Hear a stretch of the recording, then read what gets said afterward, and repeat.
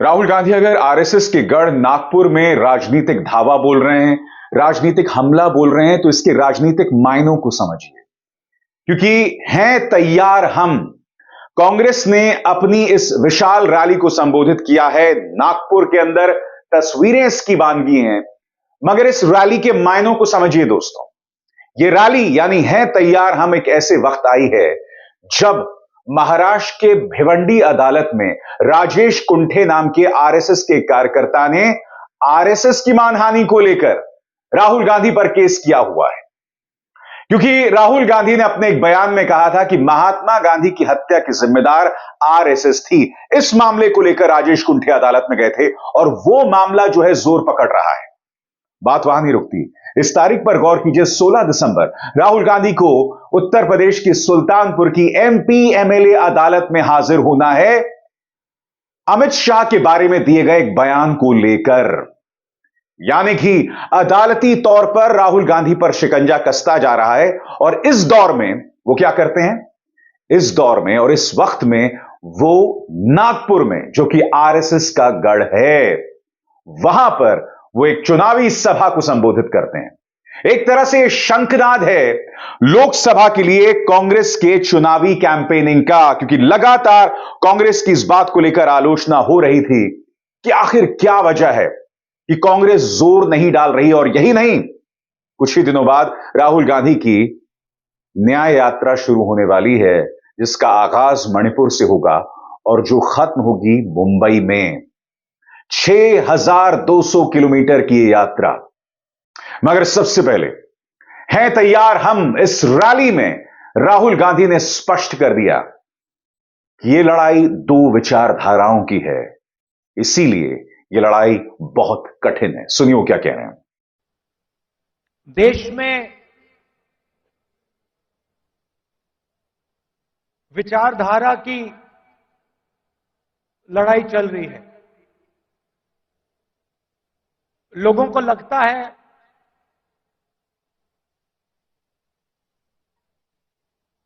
कि राजनीतिक लड़ाई है,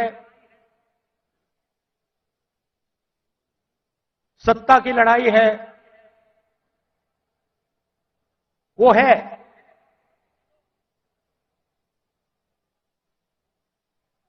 मगर इस लड़ाई की नींव जो है वो विचारधारा की है।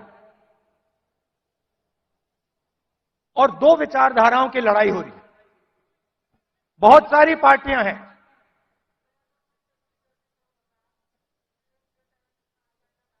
एनडीए में है, इंडिया अलायंस में है।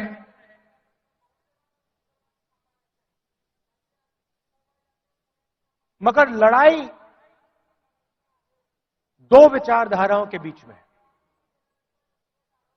राहुल गांधी ने साफ तौर पर कह दिया, एक तरफ कांग्रेस है जिसका लोकतांत्रिक मूल्यों में विश्वास है, मगर दूसरी तरफ भारतीय जनता पार्टी है जहां तानाशाही की सोच चल रही है। यानी लोकतांत्रिक सोच एक तरफ, दूसरी तरफ तानाशाही सोच। और इस तानाशाही की सोच से खुद भारतीय जनता पार्टी के नेता भी परेशान हैं। राहुल गांधी, एक बीजेपी का एमपी मुझे लोकसभा में मिला। बहुत सारे बीजेपी के एमपी पहले कांग्रेस पार्टी में हुआ करते थे, ये भी कांग्रेस पार्टी में था। छुप के मिला मुझसे, मुझे दूर से देखा, छुप के, डर से। कहता है राहुल जी आपसे बात करनी है। मैंने कहा भाई क्या बात करनी है, तुम तो बीजेपी में हो। और फिर उसके चेहरे पे थोड़ी सी टेंशन दिख रही थी। तो मैंने पूछा सब कुछ ठीक है क्या? मैंने सोचा शायद घर में कोई बीमार हो, कोई दुर्घटना हो गई हो। मैंने पूछा सब कुछ ठीक है? कहता है नहीं। क्या हुआ?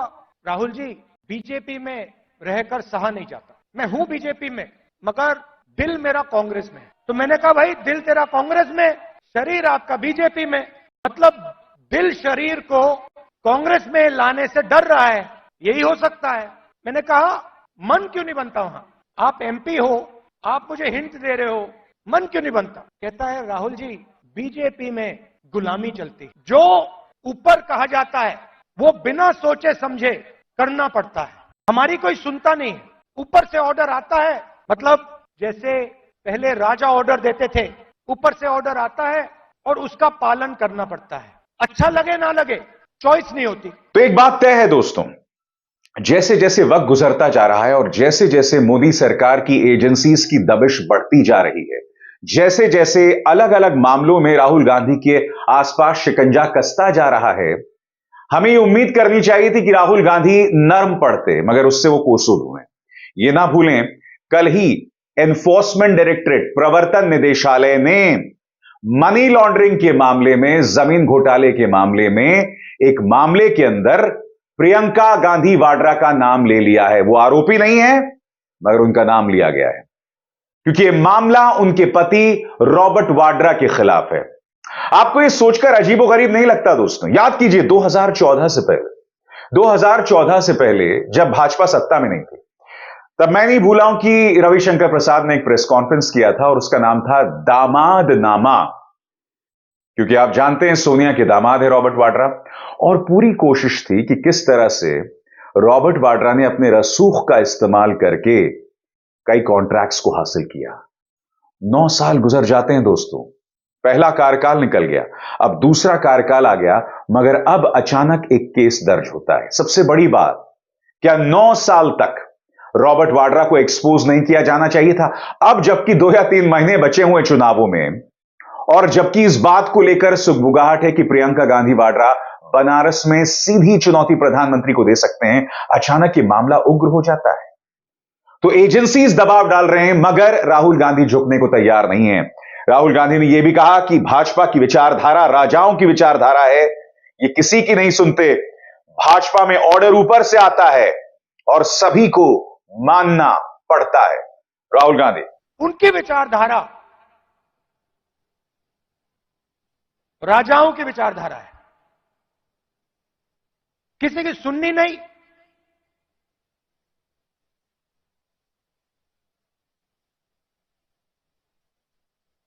ऑर्डर ऊपर से आएगा,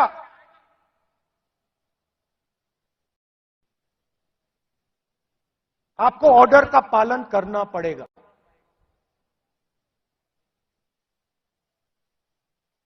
कांग्रेस पार्टी में आवाज नीचे से आती है। हमारा छोटा सा छोटा कार्यकर्ता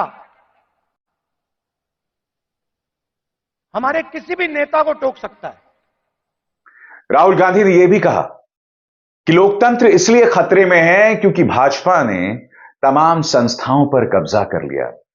उन्होंने यह भी कहा कि मीडिया का तो काम है ना लोकतंत्र को बनाए रखना, लोकतंत्र का चौथा खंबा, मगर मीडिया पूरी तरह से गुलाम है भाजपा की। सुनते हैं। कॉन्स्टिट्यूशन आपके वोट से अलग अलग संस्थाएं बनती हैं, ये आपकी संस्थाएं हैं, चाहे सुप्रीम कोर्ट हो, इलेक्शन कमीशन हो, ये आपकी संस्थाएं हैं। सारे के सारे इंस्टीट्यूशंस पर ये कब्जा कर रहे हैं। आप हिंदुस्तान की सारी यूनिवर्सिटी देख लीजिए, सारे के सारे वाइस चांसलर आज एक संगठन के हैं। उनको आता होता कुछ है नहीं, कुछ नहीं आता उनको। हिंदुस्तान के वाइस चांसलर आज मेरिट पे नहीं बनते हैं। हिंदुस्तान के वाइस चांसलर आज अगर एक संगठन में है तब बन सकते हैं। तो सारे के सारे जो इंस्टीट्यूशंस हैं जिससे आपकी आवाज की रक्षा होती है, जिससे आप देश को चलाते हो, इन सब का ये कब्जा कर रहे हैं। मीडिया को देख लीजिए, कहा जाता था कि मीडिया लोकतंत्र के रखवाले हैं। मैं आपसे पूछता हूं, क्या आपको लगता है कि आज हिंदुस्तान का मीडिया लोकतंत्र की रक्षा कर रहा है? सुन लीजिए, आप इनसे पूछिए, ये आपको बताएंगे कि हमारे दिल में जो है हम नहीं बोल सकते। इनके दिल में क्या है? इनके दिल में वो है जो हिंदुस्तान की जनता के दिल में है, वो नहीं बोल सकते। तो सारी की सारी संस्थाएं का कब्जा कर दिया मीडिया प्रेशर में। सीबीआई का प्रेशर है, ये देखो ईडी का प्रेशर है। तो लड़ाई इस बात की है, हम देश की जनता को देश की शक्ति देना चाहते हैं। देश की जनता को देश की शक्ति हम पकड़ाना चाहते हैं। दोस्तों, इस मौके पर कांग्रेस अध्यक्ष मल्लिकार्जुन खड़गे भी मौजूद थे। उन्होंने भारतीय जनता पार्टी और आरएसएस पर करारा प्रहार किया। उन्होंने कहा कि हमें अंग्रेजों के गुलाम नसीहत ना दें, और जाहिर सी बात है उनका इशारा किसी और की तरफ नहीं, आरएसएस की तरफ था। उनका इशारा सावरकर की तरफ था, जिन्होंने अंग्रेजों से करीब 1 दर्जन बार, लगभग 1 दर्जन बार जो है वो माफी मांगी थी। मल्लिकार्जुन खड़गे, ऐसे ब्रिटिशरों को हमने भगाया है। क्या मोदी को डरेंगे? क्या बीजेपी को डरेंगे? क्या आरएसएस को डरेंगे? अरे वो लोग तो डर के ब्रिटिश के गवर्नमेंट में काम करते थे। वो लोग डर के उनके साथ दोस्ती की है। ये डर के माफी नामा मांग लिए। तो ये लोग डरपुक है। ऐसे लोगों के खिलाफ लड़ना, आप तो बहादुर लोग हैं। और जैसा कि अभी राहुल गांधी जी ने कहा, आप तो शेर है, बब्बर है। खड़गे ने सख्त तेवर अपनाते हुए कहा कि अगर आरएसएस को नहीं रोका गया तो देश बर्बाद हो जाएगा। पिछले 10 साल में देश में भाजपा और राष्ट्रीय स्वयंसेवक ये देश को तंग कर रहे हैं। और ये जो संघ की सरकार है, अगर इसको नहीं रोक सके तो देश बर्बादी की ओर जाएगा और लोकतंत्र खत्म हो जाएगी। देश का संविधान जो बाबा साहब अम्बेडकर और पंडित जवाहरलाल नेहरू जी ने मिलकर बनाया, वो भी खत्म हो जाएगा। दोस्तों, पिछले दिनों से क्या हो रहा है कि राहुल गांधी लगातार युवाओं से मिल रहे हैं। याद कीजिए, बिहार से करीब 1000 किलोमीटर मार्च करने वाले अग्निवीर योजना के नाम पर जिनको ठगा गया था, उन युवाओं से राहुल गांधी मिले थे। हाल ही में झज्जर गए थे, जहां वो पहलवानों से मिले थे, उनसे रूबरू हुए थे। वो लगातार नौकरी का मुद्दा उठा रहे हैं, एक ऐसा मुद्दा जो कि प्रधानमंत्री नरेंद्र मोदी की कमजोर नब्ज है। राहुल गांधी लगातार कह रहे हैं कि आखिर मोदी सरकार ने कितनों को रोजगार दिया। सुनते हैं। सफेद क्रांति हिंदुस्तान की नारी शक्ति ने की। हरी क्रांति देश के किसानों ने की। किसानों की शक्ति ने हरी क्रांति की। आईटी रेवोल्यूशन देश के युवाओं ने किया। कांग्रेस पार्टी ने मदद की, कांग्रेस पार्टी ने विजन दिया, मगर आईटी रेवोल्यूशन हमारे युवाओं ने किया।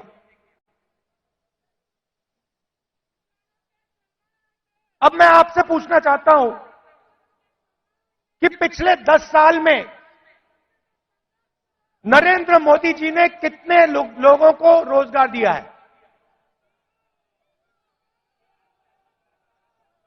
40 साल से सबसे ज्यादा बेरोजगारी आज है। और हिंदुस्तान के युवाओं की जो शक्ति है, करोड़ों युवाओं की जो शक्ति है, वो जाया हो रही है। आजकल हिंदुस्तान का युवा जॉब नहीं करता है। आजकल हिंदुस्तान का युवा 7-8 घंटे मोबाइल फोन पे कभी इंस्टाग्राम देखेगा, कभी फेसबुक देखेगा, और उसकी शक्ति जाया हो रही है।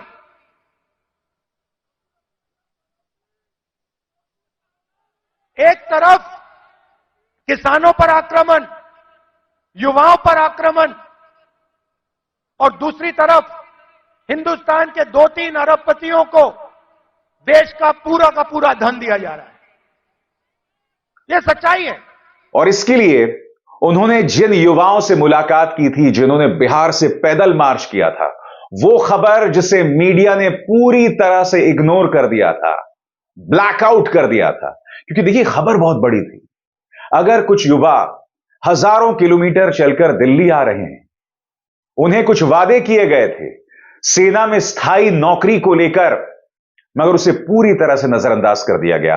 अग्निवीर योजना, इसको लेकर भी राहुल गांधी ने मोदी सरकार पर करारा प्रहार किया। सुनते हैं। कुछ युवा आए, मुझे कहते हैं, राहुल जी, अग्निवीर योजना से पहले हमें आर्मी में ले लिया गया था। 1,50,000 युवाओं को हिंदुस्तान की सेना ने और एयरफोर्स ने एक्सेप्ट कर लिया था। उन्होंने फिजिकल टेस्ट पास कर दिया और एक्सेप्टेंस उनको मिल गई। 1,50,000 युवा। मोदी सरकार ने अग्निवीर योजना लागू की और 1,50,000 युवाओं को उन्होंने आर्मी में, एयरफोर्स में नहीं आने दिया। देश प्रेम की भावना थी, रो रहे थे, मेरे सामने रो रहे थे, आंसू आ रहे थे, कह रहे थे सरकार ने हमारी जिंदगी बर्बाद कर दी है, जिंदगी खत्म कर दी, हमारा मजाक उड़ाया जाता है, गांव में हमें झूठे सैनिक कहा जाता है। इतनी भी इज्जत नहीं रखी, उनको अग्निवीर योजना में भी नहीं आने दिया, बाहर उठा के फेंक दिया। फिर कहते हैं हम देशभक्त हैं। इससे देश का फायदा नहीं होने वाला, और पूरा का पूरा फायदा, देश का धन चुने हुए लोगों के हाथ में जाता है। राहुल गांधी ने उस मुद्दे को भी उठाया जिसका फायदा उन्हें हाल ही में मध्य प्रदेश, छत्तीसगढ़ और राजस्थान के चुनावों में नहीं मिला, यानी कि जातीय जनगणना।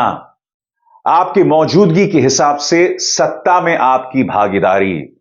और राहुल गांधी ने साफ कर दिया किस तरह से नौकरशाही वाले मामले में भी तमाम जो पिछड़ी जाति के लोग हैं उन्हें नजरअंदाज किया गया है। सुनते हैं। मैंने पार्लियामेंट में सवाल पूछा, बीजेपी के लोगों से पूछा, हिंदुस्तान को 90 लोग चलाते हैं, आईएएस के अफसर हैं, पूरे बजट को बांटते हैं। मैंने पार्लियामेंट में पूछा कि इनमें से ओबीसी कितने हैं, दलित कितने हैं, आदिवासी कितने हैं। बीजेपी के लोग चुप हो गए। ओबीसी की कम से कम 50% आबादी है, दलितों की 15% आबादी है, आदिवासियों की तकरीबन 12% आबादी है। 90 अफसर में से 3 ओबीसी हैं।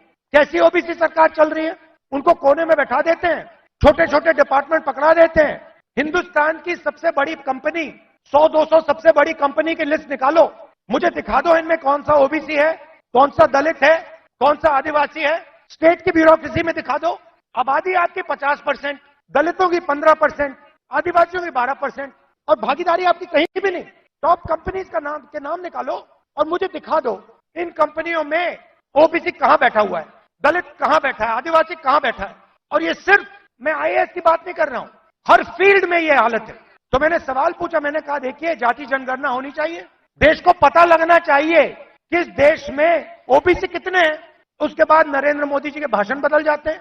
पहले अपने आप को ओबीसी कहते थे, मेरे भाषण के बाद कहते हैं हिंदुस्तान में तो सिर्फ एक जात है, वो भी गरीब। अगर हिंदुस्तान में सिर्फ एक जात, तो आप ओबीसी कैसे बन गए?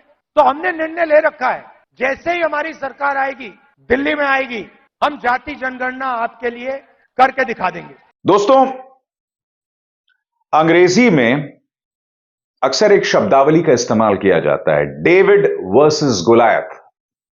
इसका मतलब क्या है मैं आपको बताता हूं।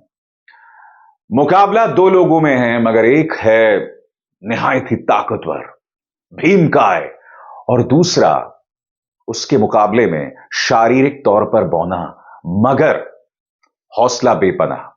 यह लड़ाई काफी हद तक वैसी है। राहुल गांधी के आसपास हर गुजरते दिन के साथ शिकंजा कसता जा रहा है। राहुल गांधी के लिए चुनौती बहुत कठिन है, मगर वो पीछे नहीं हट रहे हैं। वो आरएसएस से भिड़ रहे हैं, भाजपा से तो भिड़ ही रहे हैं, आरएसएस से भिड़ रहे हैं। और ये कहा जा सकता है कि आजाद भारत के इतिहास में आरएसएस जितनी नफरत नेहरू से करती थी, शायद वो उतनी ही नफरत राहुल गांधी से कर रहे हैं। जिस तरह से आरएसएस के खिलाफ नेहरू ने अपनी बात रखी, उनकी विचारधारा, उनकी विघटनकारी विचारधारा के खिलाफ अपनी बात रखी, उसी पुरजोर तरीके से राहुल गांधी रख रहे हैं। फर्क यह है कि नेहरू जब अपनी बात रख रहे थे तब वो सत्ता में थे, वो प्रधानमंत्री थे। राहुल गांधी सत्ता से कोसों दूर हैं, क्योंकि सत्ता पर हैं प्रधानमंत्री नरेंद्र मोदी, जिनके वर्चस्व को चुनौती देना फिलहाल नामुमकिन दिखाई देता है। लोकसभा चुनाव आ रहे हैं, मगर इस वक्त एक बहुत बड़ा धड़ा यह कह रहा है कि प्रधानमंत्री को हराना नामुमकिन है। और इन हालात में राहुल गांधी बीजेपी और आरएसएस को सीधी चुनौती दे रहे हैं। अगर वो ये लड़ाई हार जाते हैं तो इतिहास के पन्नों में गुम हो जाएंगे, मगर अगर इस लड़ाई में वो मुकाबला कर पाते हैं तो यकीन मानिए, जितने भी राजनीतिक व्यक्तित्व रहे हैं, राहुल गांधी कांग्रेस में अपना एक खास मुकाम बना लेंगे। मगर उसके लिए इंतजार करना पड़ेगा। यह भी देखना होगा कि क्या कांग्रेस कुछ कठोर कदम उठा सकती है, क्या राहुल गांधी कुछ कठोर निर्णय ले सकते हैं, क्या पॉलिसीज को लेकर, नीतियों को लेकर देश की जनता को कांग्रेस एक नई सोच, एक नई दिशा दे सकती है। क्योंकि जब तक कांग्रेस ये नहीं करेगी, स्वाभाविक सी बात है, वो एक विकल्प के तौर पर नहीं उभर सकती। और इंतजार ज्यादा नहीं रह गया है, वक्त ज्यादा नहीं रह गया है। अभिजार शर्मा को दीजिए इजाजत। नमस्कार। स्वतंत्र और आजाद पत्रकारिता का समर्थन कीजिए, सच में मेरा साथी बनिए। बहुत आसान है दोस्तों, इस ज्वाइन बटन को दबाइए और आपके सामने आएंगे ये 3 विकल्प, इनमें से एक चुनिए और सच के इस सफर में मेरा साथी बनिए।